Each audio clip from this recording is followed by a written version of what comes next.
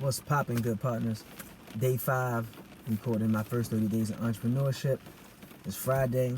It's raining like crazy in Baltimore, and we got a special event where I gotta keep transporting stuff back and forth from the cafe to the event space. But it's pretty cool. It's the beginning of their commencement, so they're having like an event with all of their dining affiliates and vendors on campus.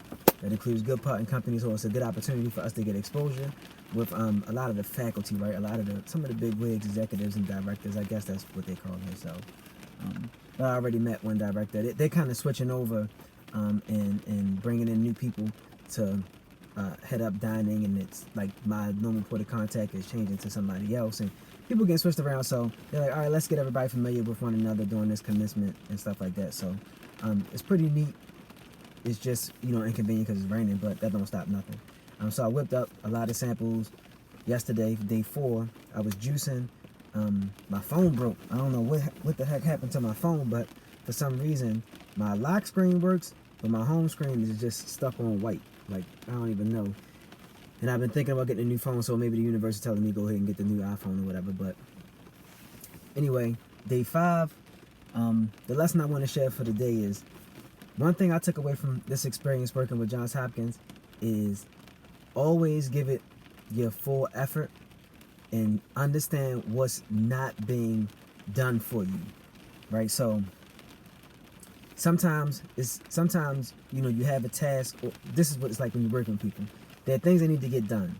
There's a goal that needs to get accomplished. And if you're doing it in a team capacity, somebody's responsible for this, somebody's responsible for that. Hopefully everybody's responsible for all the things that need to get done in order to complete the task, right? The goal. And then there's the extra effort. And that's what I learned. You got to get that extra effort. You got to go above and beyond. And you got to be able to see what's missing, right? So they'll say, in this case, they say, hey, Quintel, we're having this commencement event. We'd like you to be a part of it. All of our diners are representing at the event. Would you like to be a part of it? Can you provide us some samples? What do you need? What can you provide? What do you need? And what do you need from us? That says exactly right there. What do you need from us?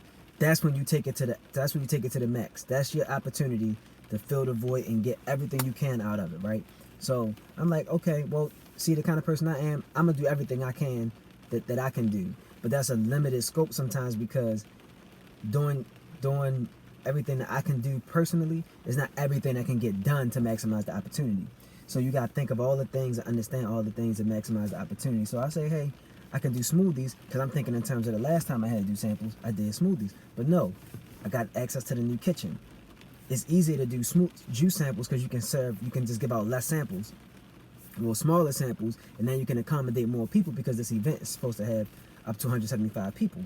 175 smoothie samples. Not only is it a lot of materials, they're gonna reimburse me back for cost of goods, but it's a lot of labor, right? So it cut into what my team got to do for the day, or what I may have to do. So I made juice. Now I can split it.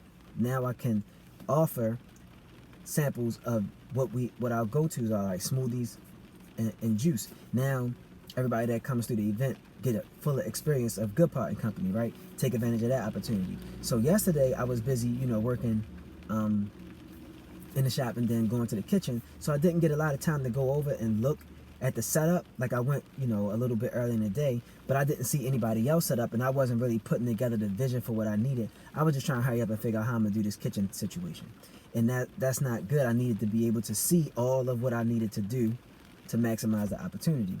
So I get in this morning, I come in a little early, I got my juices done, team working on the smoothies, and now I see they got the sushi vendor gonna be in there. They're gonna have tacos and nachos, and some spice company is representing where they're giving out spices, and they got all this good stuff set up. And either they got more information than I did on what's available, or they are, just really experienced in setting up and doing vending and stuff like that.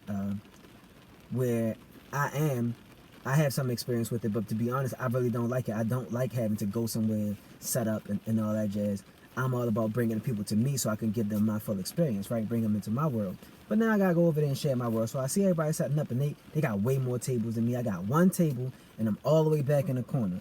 Now, my corner does face one of the entrances, so as soon as you walk in, you would be what I see if you look straight, but all the action is this way. So I took note of that. I took note, like, I see what y'all doing. So really, it's up to me to turn up and do the best I can. And if I would have been even more prepared, I probably would have bought one of my signs. And I thought about that, bringing one of my old A-frame signs. But this is when you gotta have like signage and stuff just on deck. You know, and that's a lesson learned. You know, you gotta maximize the opportunity and what's not being done for you. They not telling you that you can bring. They not telling you that it's really like a straight up full vending event, basically, but you're just giving away free stuff. You know, somebody got like 7 to 8 tables, right? They really know what they need. They asked me if I needed like power and electricity, but it's not worth it for me to bring blenders over here and blend on the spot and all that type of stuff, because I'm not blending smoothies made to order there. That's a little bit much. Plus I got to drag it, you know, across campus, and I'm trying to keep things in the cafe for service during that time of the day. Our cafe isn't that big.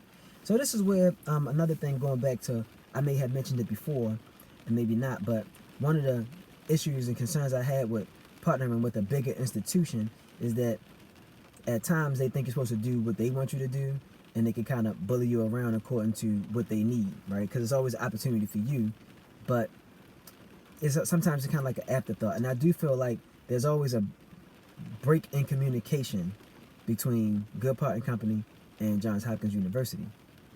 Not that they're bad at anything, but it's just times where they request or require something, but I don't get all of the full details. And that could be because whoever's coming to me doesn't get all the full details either.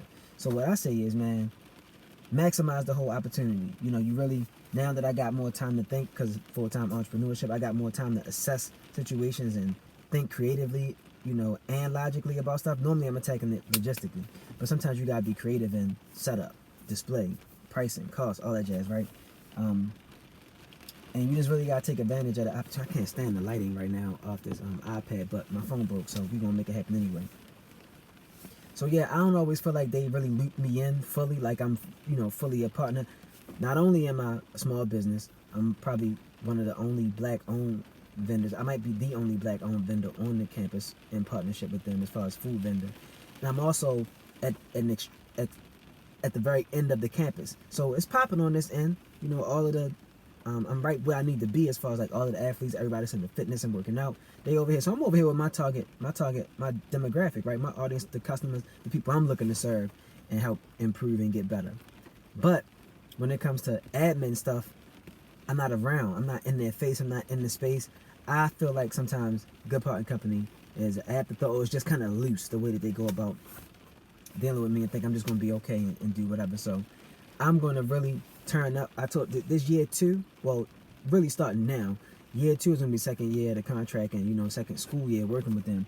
But through this summer, I'm going to be on their ass. They going to feel my presence. They going to feel my presence on the campus with the business. They going to feel my personal presence as a business owner. Like, that's the tip I'm on right now, because I see how they do. It's not like they doing me bad, but it need to be done better, and it's up to me to make it better. So that's a lesson learned. Maximize the opportunity.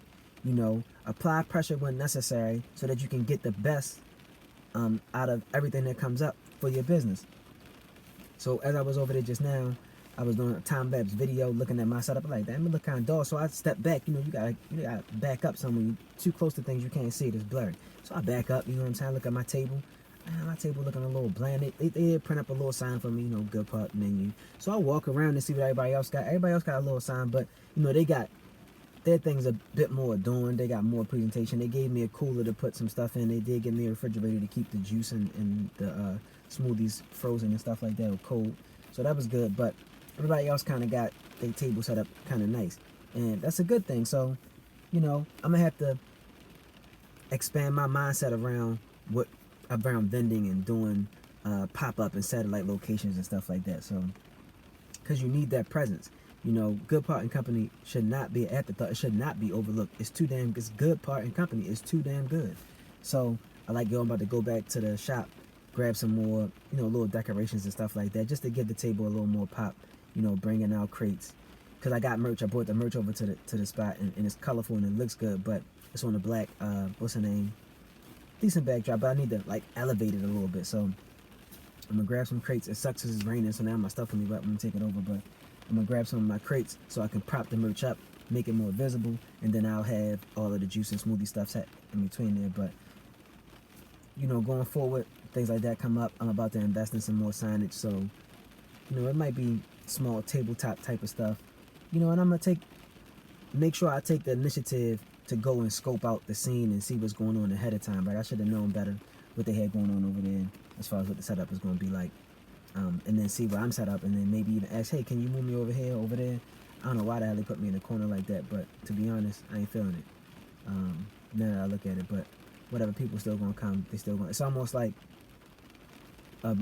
even microcosm of how we are on the campus. Like, I'm literally all the way over in the corner of the campus. Now I'm all the way over in the corner of the commencement event.